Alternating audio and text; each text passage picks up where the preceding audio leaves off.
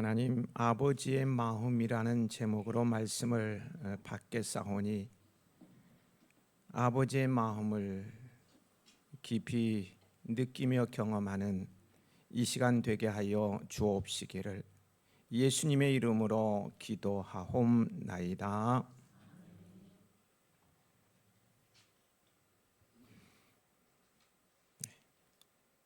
내일부터 매일 아침이 기회인 사람들이라는 주제로 유별난 새벽 기도가 시작됩니다.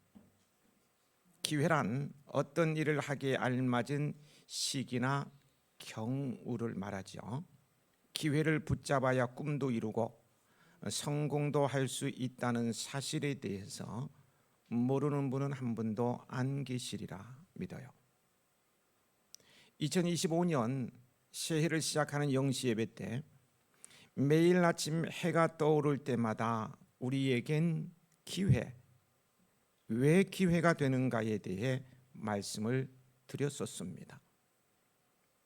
내일 아침부터 시작되는 유별난 새벽 기도를 통해서 다시 한번 말씀으로 업하시고 매일 아침이 기회인 사람들이 되시길 축복합니다. 또한 신학기를 맞이하여 자녀 손들을 축복하는 기간으로 설정하십시오. 5일간의 기도를 통해서 이 기도는 믿음의 기도이겠죠. 5일간의 믿음의 기도를 통해서 자녀에게 힘과 희망을 불어넣을 수 있다면 몸이 힘들고 좀 망가져도 그까짓 것 아닌가요? 그까짓 것 하면 되는 거지. 히브리서에 보면 믿음의 조상이라고 할 수 있는 이삭, 야곱, 요셉 또 모세의 부모의 특징은 믿음으로 자녀들을 축복하며 미래에 대한 소망을 불어넣어 줬다는 거예요. 그들은 척박하고 암담한 현실 속에서도 믿음으로 자녀들에게 소망을 불어넣어 주며 축복했습니다. 그래서 요셉이 어떤 인물이 되었고 모세가 어떤 인물이 되었습니까? 나의 자녀가, 내 자녀가 요셉과 같은 인물, 모세와 같은 지도자가 된다면 생각만 해도 행복하지 않습니까? 기쁘지 않습니까? 까짓거 몸 좀 망가지면은 신체 리듬이 깨지면 어떻습니까? 작정해서 기도할 만하지요. 새벽을 깨우며 은혜의 보좌 앞으로 나아가는 우리 해야인들 되시길 축복합니다. 오늘 본문을 흔히 돌아온 탕자의 비유라고 합니다. 그러나 본문의 주인공은 탕자가 아니라 잃어버린 아들을 찾은 아버지입니다. 15장에 나오는 예수님께서 들려주신 비유를 비교해 보면 이 사실을 더욱 잘 알 수 있게 되어요. 첫 번째, 두 번째 비유를 지난주에 상고했었습니다만 첫 번째 비유는 잃은 양 한 마리를 찾는 목자 이야기입니다. 너희 중에 어떤 사람의 양 100마리가 있는데 그 중에 하나를 잃으면 99마리를 들여두고 그 잃은 것을 찾아내기까지 찾아다니지 아니하겠느냐라고 하십니다. 100마리 양 중에서 한 마리가 없는 것을 깨닫는 것도 쉬운 일이 아닐 텐데요. 그 잃은 양 한 마리를 찾아 나서는 것이 목자의 마음입니다. 두 번째는 한 드라크마를 잃었다가 찾은 여자의 이야기입니다. 잃어버린 한 드라크마가 아니라 그것을 귀중히 여기고 열심히 찾는 여자의 모습이 중요합니다. 세 번째 이야기인 오늘의 비유 역시 잃어버린 아들을 찾은 아버지에 대한 말씀인 것입니다. 예수님께서 아버지의 마음을 가르쳐 주신 것은 결국 하나님의 마음을 우리에게 가르쳐 주시기 위함인 거예요. 이런 아들을 되찾은 아버지의 비유는 32절까지로 그 구성에 있어서 연극으로 표현하자면 제3막으로 나누어 볼 수 있을 것입니다. 제1막은 둘째 아들의 방탕과 궁핍을 묘사하는 부분입니다. 11절에서 16절까지입니다. 둘째 아들은 자기의 몫을 챙겨 아버지 집을 멀리 떠났습니다. 그리고 그의 모든 재산을 허랑방탕한 생활로 다 탕진하고 궁핍하게 되었어요. 그래서 이 둘째 아들은 돼지 치는 일을 했고 너무나 배가 고파서 돼지의 먹이를 먹으려고까지 했습니다. 그러나 그것조차도 주는 이가 없었어요. 이는 하나님을 떠난 인간은 모든 것을 얻을 수 있을 것 같지만 실제로는 모든 것을 잃어버리는 허무와 절망의 상태를 맞게 되어 결국은 파멸의 길로 들어선다는 사실을 보여줍니다.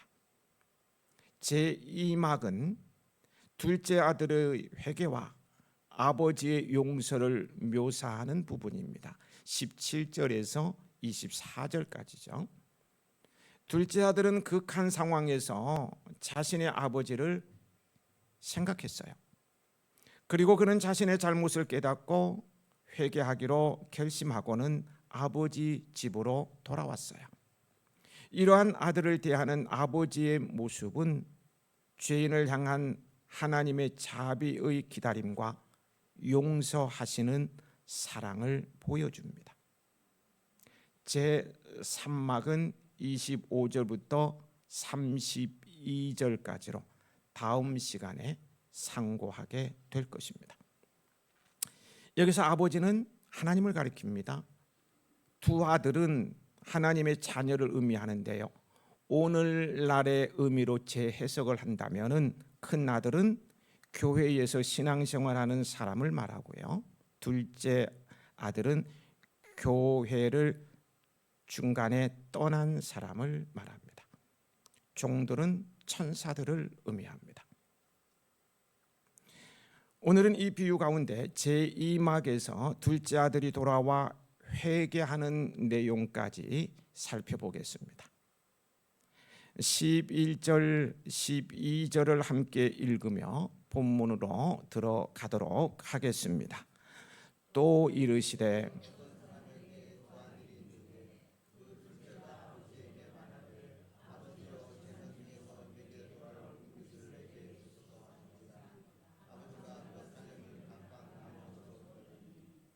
어느 가정의 둘째 아들이 그 아버지에게 자기의 재산 상속분을 미리 달라고 요구하여 얻어냅니다. 유대인들은 재산을 상속할 때 장자에게는 전 재산의 3분의 2를, 둘째에게는 3분의 2를 주는 것이 관례라고 합니다. 그러나 아버지가 살아계실 때 상속이 이루어지면 그 양이 많이 적어지게 됩니다. 이러한 경우 둘째는 재산의 9분의 1 정도를 상속받았던 것으로 추측되고 있습니다. 어찌되었든요, 둘째 아들의 요구는 매우 그릇된 것이었어요. 왜냐하면 재산의 상속은 언제 한다고요? 아버지 임종 때, 임종이 임박했을 때 행해지는 것이 일반적인 관습이었기 때문입니다. 그러므로 그 아버지가 그에게 재산을 나눠준 이유는요, 그럴 거예요. 그럴 것이었을 것 같아요. 작은 아들이 막 끈질기게 요구했기 때문일 것입니다. 밥도 안 먹고 그냥 방구석에 처박혀가지고, 그러니까 어쩔 수 없이 자식 이길 부모 없다고. 아버지가 무력한가? 그렇지는 않아요. 아버지 계획은 따로 있죠. 어떻든 자식 이길 부모 없다고 그냥 하도 때를 쓰니까 나눠준 거예요. 13절 함께 읽으실까요? 그 후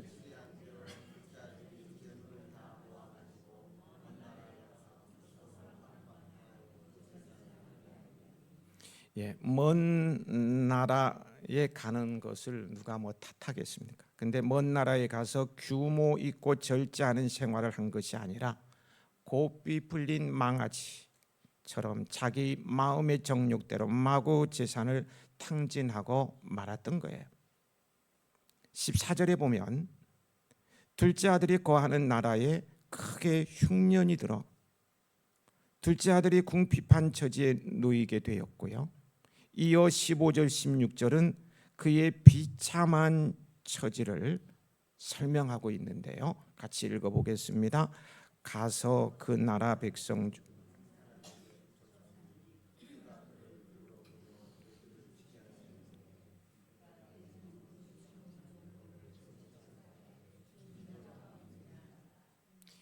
그는 재산을 다 탕진했어요.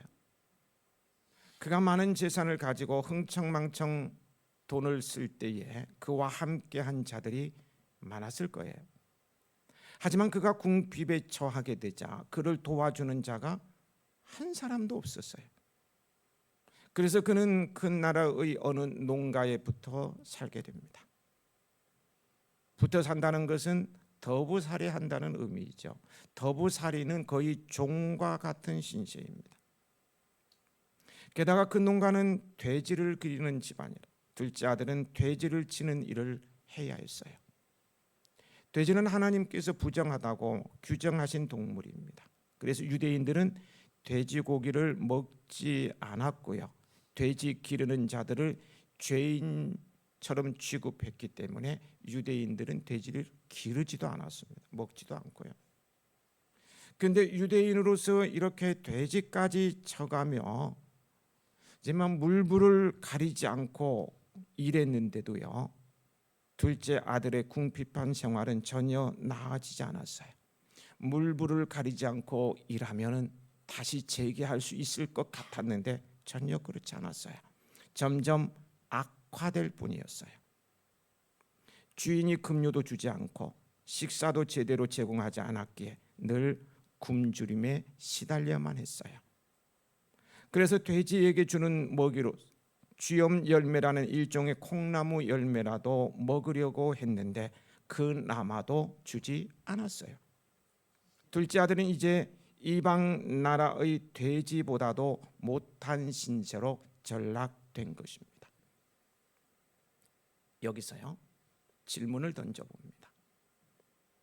충분히 내용을 숙지하신 줄 압니다. 처음 듣는 얘기가 아니고요. 늘 들었던 얘기니까요. 질문을 던져봅니다. 여러분, 둘째 아들이 왜 이렇게 비참한 지경에 이르게 되었습니까? 물론 아버지 집을 떠나 허랑방탕한 생활을 한 결과입니다. 하지만 비참한 지경에 이른 또 다른 이유가 있어요. 그것이 무엇이냐고 제가 묻고 싶은 것입니다.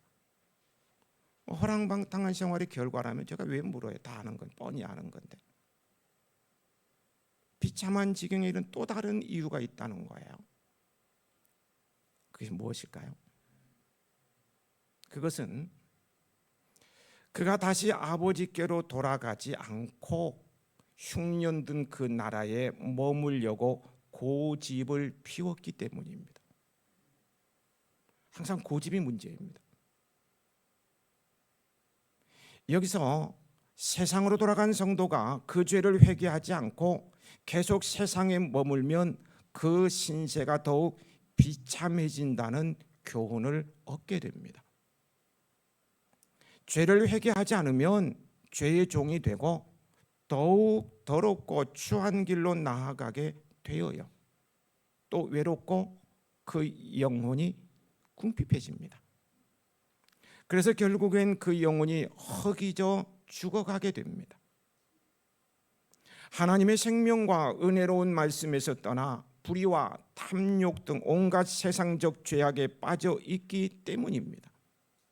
그러므로 회개하지 않는 성도에게 하나님은 다음과 같이 무서운 경고를 하십니다.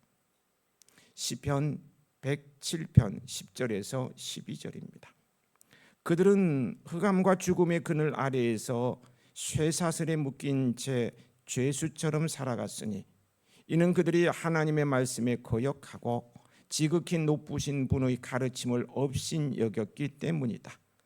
그래서 주께서는 그들로 쓰라린 고통을 겪게 하셨으니 그들이 넘어지고 엎어져도 누구 하나 도와주는 사람이 없었도다. 또 잠언 29장 1절에는 이렇게 말합니다. 자주 책망을 받으면서도 목이 곧은 사람은 갑자기 패망을 당하고 피하지 못하니라. 참 무서운 말씀이 아닐 수 없어요. 주님 앞에 안 돌아오겠다고 이 고집 피우다가 이렇게 망하게 된다는 거예요. 여러분, 우리들도요, 사탄의 시험과 유혹 때문에 잠시 하나님을 등지는 일이 있을 수도 있죠. 그럴지라도 세상에 계속 머물면 절대로 안 돼요. 속히 회개하고 하나님께로 다시 돌아와야 합니다. 계속 완고하게 고집을 부리면 이 둘째 아들 같이 죄의 종이 돼요. 그런 사람은 세상에서도 행복하게 될 수가 없어요. 한번 하나님의 구원의 은혜를 맛본 성도는요, 세상의 어느 것에서도 영혼의 만족을 얻을 수가 없습니다. 어떤 사람이 은혜 받고요, 나름대로 교회 봉사를 열심히 하다가 어느 순간 봉사의 염증을 느끼고 신앙생활 이전으로 돌아가서 옛 생활을 즐기며 신나게 돌아다녔습니다. 그런데 전혀 행복하지 않더라는 거예요. 예전엔 참 만족했고 너무너무 즐겁고 행복했던 것 같은데 전혀 그렇지 않다는 거예요. 그래서 돌아오면 복입니다. 그러나 그 마음이 죄로 완전히 강팍해지면 회개하고 싶어도 할 수가 없는 지경에 이르게 됩니다. 이런 사람을 양심에 화인 맞은 사람이라고 말하고 있죠. 믿다가 타락한 사람. 혹 여러분 가운데요, 내 몸은 체면 때문에 교회에 나오지만 생활과 마음이 지금 세상에서 방황하는 분이 없습니까? 세상에 대한 고집과 미련을 버리고 어서 하나님께로 돌아오시기 바랍니다. 17절부터 19절은 막다른 골목에 이른 더 이상 내려갈 곳이 없는 바닥에까지 내동댕이 쳐진 둘째 아들의 회개하는 내용입니다. 이 둘째 아들의 회개하는 모습 속에서요, 진정한 회개의 모범 완전 모델이에요. 샘플이에요. 모범을 볼 수 있습니다. 나와는 관계없다고 생각하시면 안 됩니다. 우리도 하나님께 회개할 때가 많습니다. 저는 날마다 회개가 되는데요, 여러분도 마찬가지죠. 회개할 때가 많아요. 이때 진정으로 회개를 해야 합니다. 둘째 아들은 무엇을 어떻게 회개하였는가를 보겠습니다. 먼저 그는 자신의 참된 처지를 깨달았어요. 뭐라고요? 자신의 참된 처지를 깨달았어요. 자신이 사랑도 정의도 없는 세계에 살고 있다는 사실과 자신이 죽어가는 존재임을 깨달은 거예요. 17절을 보면 알 수 있죠. 내가 좀 가지고 있을 때는 몰랐는데 모든 것을 잃고 나니 그 많던 나에게 신세지고 했던 그 많던 친구들이 다 떠나가고 찾아오는 이 하나도 없습니다. 이런 사랑도 정의도 없는 이 세상에 나는 살고 있고 배고프니까 죽을 생각, 죽어가는 존재라는 사실을 이제야 깨달았다는 것입니다. 이 사실을 깨닫기 위해 둘째 아들은 오랜 세월과 너무 비싼 수업료를 지불해야만 했습니다. 아버지와 형과의 관계가 파괴되고 있어요. 재산을 다 탕진해야 됐고, 몸은 망가지고 되지 못하도 못한 사람으로 취급받고, 진작 깨달았으면 이런 피눈물 나는 고생은 안 했을 텐데 참 어리석은 중생입니다. 우리는 이런 중생이 되어서는 안 되겠습니다. 여러분, 회개는 자신이 하나님의 나라와 멀리 떨어진 죄악의 세계 속에 거하고 있다는 사실을 깨닫는 데서부터 시작됩니다. 그리고 자신이 하나님의 은혜와 진리와 사랑 속에 거하지 못함으로 자신의 영혼이 죽어가고 있음을 깨달아야 합니다. 다시 말해서요, 영적 위기 속에 있는 자신의 처지를 정확하게 간파하는 사람이 진정한 회개의 길로 갈 수가 있습니다. 이런 위기의식을 느끼지 못하면 회개도 형식적으로 하게 되거나 해도 간절히 하지 못하는 거예요. 대충 뭐 그냥 그렇게 되는 거예요. 변화가 없어요. 위로가 없어요. 자신의 참된 처지를 처절하게 깨달은 둘째 아들은요, 아버지께로 돌아가기로 결심했습니다. 과거의 잘못된 길로 멀리 왔던 자신의 잘못을 뉘우치고 올바른 방향으로 돌아가기를 원합니다. 회개자의 자세입니다. 둘째 아들은 다음의 고백을 준비했습니다. 18절, 19절입니다. 어떤 고백을 준비했는지 함께 읽어보시겠습니다. 내가 일어나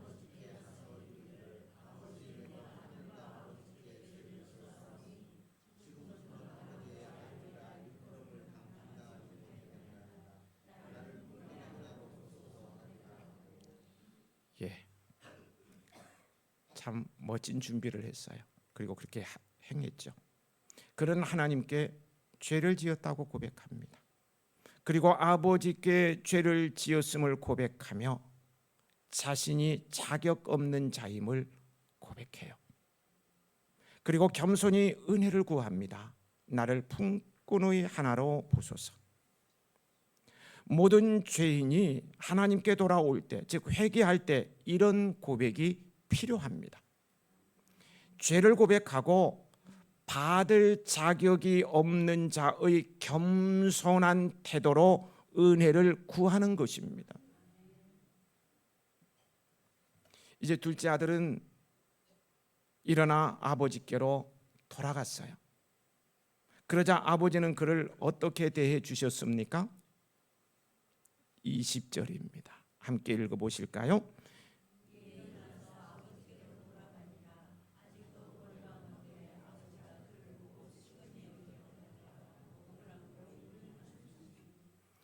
돌아온 아들을 맞이하는 아버지의 모습을 보실까요? 아버지는 지금까지 기다리고 있었어요. 아버지는 지금도 기다리십니다. 사랑하는 아들이 돌아올 것을 믿으며 기다리십니다. 아버지의 마음은 언제나 동구 밖길에 있습니다. 그러다가 어느 날 거리가 먼데도 거짓골이 된 모습으로 비틀거리며 나타난 아들을 바로 알아보고는 그 아들에게로 달려갑니다. 서로 간의 거리가 멀어도 아버지는 자식을 알아봅니다. 거지 옷차림을 하고 망가진 모습으로 온다 할지라도 알아봐요. 이것이 바로 부모입니다. 망가진 거짓골로 온다고 부끄러워 피하는 것이 아니라 오히려 혹이라도 동네 사람들이 그 추한 모습을 보고 흉볼까 봐 급히 달려가서 아들을 껴안습니다. 자신의 옷으로 감싸 안는 거예요. 이것이 아버지의 마음입니다. 유대인의 탈무드에 보면요, 우리가 하나님께 한 걸음 나아가면 하나님께서는 100보 달려온다고 합니다. 우리는 한 걸음 이렇게 뗄 때 하나님께서는 100보 걸어오는 게 아니고 달려오신다는 거예요. 유대인들은 옛날 우리 양반들과 비슷하게요, 30세가 넘으면 뛰지 않는다고 합니다. 뛰는 행동은 권위가 떨어지는 행동이기 때문에 어떠한 경우에도 뛰지 않았다고 해요. 비옷 우산 없이 나갔다가 비가 쏟아져도 절대로 안 뜁니다. 옷이 젖건 말건 딱 걸어가요. 천천히 걸어요. 그런데 아버지는 아들을 보자마자 단숨에 달려가 안고 입을 맞추었어요. 이것이 바로 아버지입니다. 기다리는 마음, 돌아올 것을 알고 학수고대하며 기다리는 그 아버지의 마음이 여러분에게 느껴지기를 축복합니다. 아버지는 지금도 기다리실 뿐만 아니라 용서하시는 아버지였어요. 아버지와 아들이 서로 부둥켜 안고 웁니다. 그때 아들이 아버지께 용서를 빌어요. 21절을 같이 읽습니다.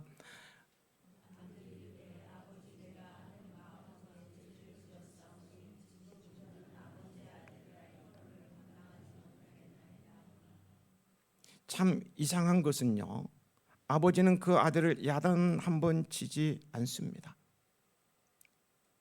이 미련한 놈아, 내가 그렇게 말렸는데도 나갔더니 이게 무슨 꼴이야? 꼴 좋다. 이 등신 같은 놈, 나가서 뒤지라.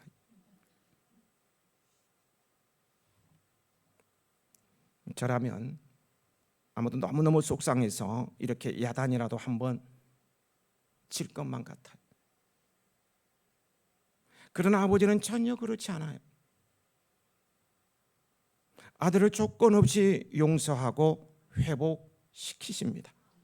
22절 23절을 같이 읽습니다. 아버지는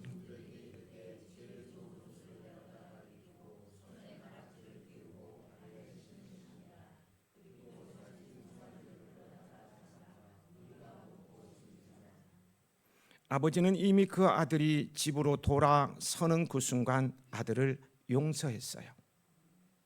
그러게 돌아온 그것이 회개이기에 야단도 치지 않고 무조건 그를 아들로 복권을 시킵니다. 옷을 입힌 것은 가장 귀한 손님에게 줄 옷을 준 것입니다. 더욱이 손에 가락지를 끼운 것은 상속자임을 의미하는 것이고, 신발을 신기는 것은 신분의 변화, 즉 종이나 품꾼이 아닌 아들임을 의미하는 것입니다. 이 엄청난 거죠. 재산을 다 말아먹었는데요. 그 자식을 용서했어요. 재산을 다 말아먹고. 이 엄청난 용서는 아들이 회개했기 때문에 주신 것일까요? 여러분 어떻게 생각하십니까? 아들이 회개하니까 그 엄청난 재산을 말아먹었음에도 불구하고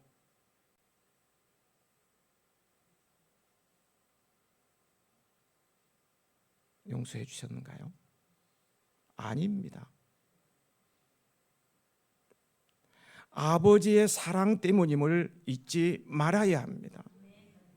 여러분, 하나님께서 우리가 회개할 때 우리 죄를 용서하십니다.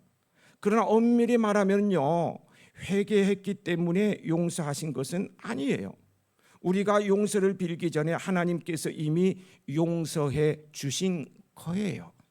먼저 용서해 주셨다고. 십자가가 무엇입니까? 십자가에서 예수님께서 다 이루었다 말씀하신 그 말씀의 의미가 무엇입니까? 십자가에서 이미 하나님께서는 모든 죄를 다 용서하셨어요. 그렇습니다.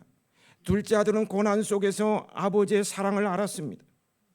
아버지의 사랑을 깨닫자마자 자신이 엄청난 죄를 지었다는 것을 깨달았어요.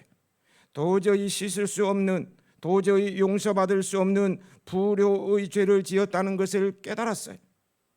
그래서 회개합니다. 눈물을 흘리며 가슴을 찢으며 회개합니다.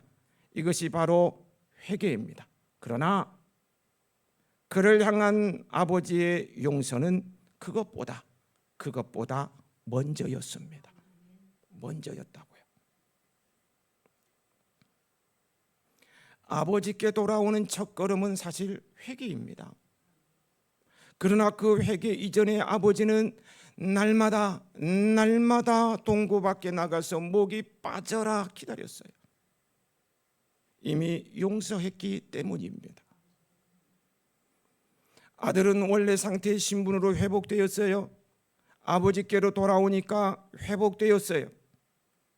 진심으로 돌아오기만 하면 회복되는 거예요. 여러분, 아버지와 아들의 관계는 영원히 변하지 않습니다. 아들이 무슨 짓을 했어도 아버지께 돌아온다면 아버지는 아들의 자격을 그대로 유지시켜 주시고 더 사랑해 주시고 더 축복해 주십니다. 아버지와 자녀의 관계는 영원히 변하지 않아요. 천국을 가슴에 품고 살아가는 우리 해아인 여러분, 하나님 아버지는요, 오늘 우리도 사랑하십니다. 지금도 사랑하십니다. 이미 용서하며 사랑했습니다. 모든 것을 회복시켜 주시고 본래의 자리로 되돌려 주십니다. 이것이 바로 내가 믿는 나의 아버지, 그 하나님, 그 아버지의 마음입니다. 하나님의 그 마음이 여러분에게 느껴지고 체험으로 다가오길 축복합니다. 축복합니다. 우리가 절대로 잊지 말아야 할 것은요, 지금도 하늘 아버지의 사랑은, 하늘 아버지의 사랑은 말입니다. 예배를 마치고 나가서 모두 다 하늘을 한번 바라보세요.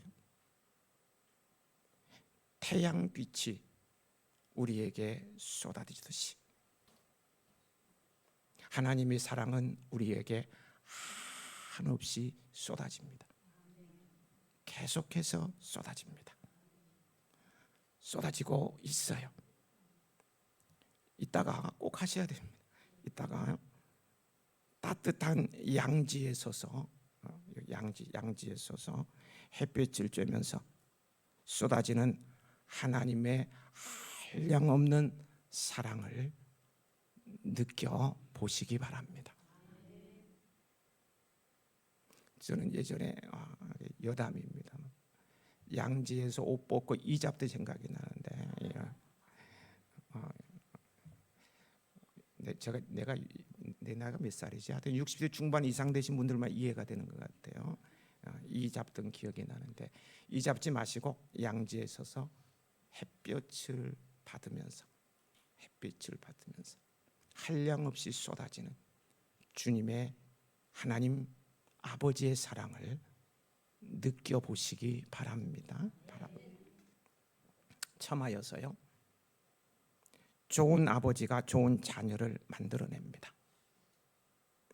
아버지 하나님처럼 우리 또한 사랑하는 자녀에게 물질보다 더 귀한 것을 가르쳐주는 부모가 되기를 원합니다.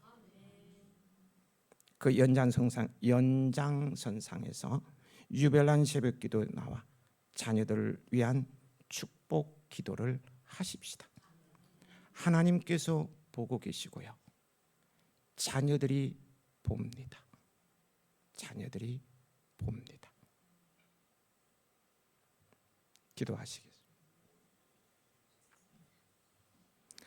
아버지 하나님, 오늘도 말씀으로